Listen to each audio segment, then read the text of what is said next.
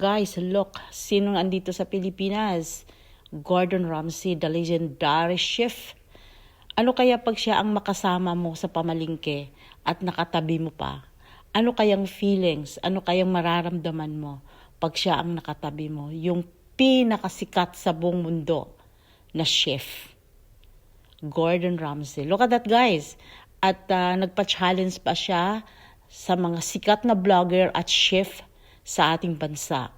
At pinagawa sa kanila, I think, yung pinakasikat na dessert na naging pinapanalo din ng ating mga kababayan na chef, yung The Philippines Team Chef na nanalo noong a year ago. At ito nga ay pinapagawa sa kanila ang halo-halo. Talaga naman, this is iconic dessert na ating, syempre, tuwing summer at talagang ipagmamalaki yung sariling atin. Talaga namang hindi matatawaran ang sarap ng halo-halo. Kaya naman ay ito ang ginawang challenge sa mga chef at ipatikim kay Chef Gordon Ramsay. O guys, nakakatuwa talagang pagmasdan kung talagang ito'y ikaw, isa ka sa mapasama dito na katabi mo yung at titikman yung gawa mo sa isang pinakasikat na chef sa buong mundo.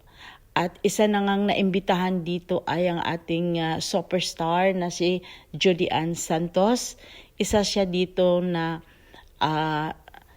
gumawa ng halo-halo. At nung natikman nga ni Chef Gordon Ramsay ay pretty good ang comment niya sa gawa ni Chef Jody Ann Santos. At guys, para sa akin, it's a huge honor na pumunta ang isang legendary chef sa ating bansa at siya ay magpatayo ng isang restaurant sa atin at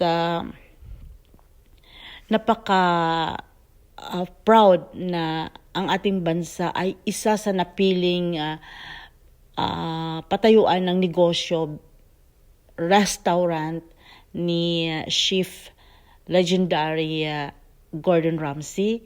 Kahit sino man ay matutuwa at excited na makasama ang isang legendary chef. Lalong-lalo na itong si Gordon Ramsay. At ayan nga guys, tuwang-tuwa talaga si Jody Ann Santos. At ayan, tinikman nga niya ang gawa ni Jody Ann Santos at ito'y pinuri na pretty good daw yung kanyang gawa. At talaga naman tuwang-tuwa si Jody Ann. Kahit sino man guys, lalong-lalo na ikaw ay nangarap na maging chef at natikman yung gawa mo sa isang katulad ni Gordon Ramsay. Natural talaga naman siguro ito yung moment na sabihin mong kumpleto na ang aking pagka-chef. Kumpleto na ang aking pagkakusinera. Dahil bakit? Natikman at pinuri ang aking gawa sa isang napakasikat na chef at ninanais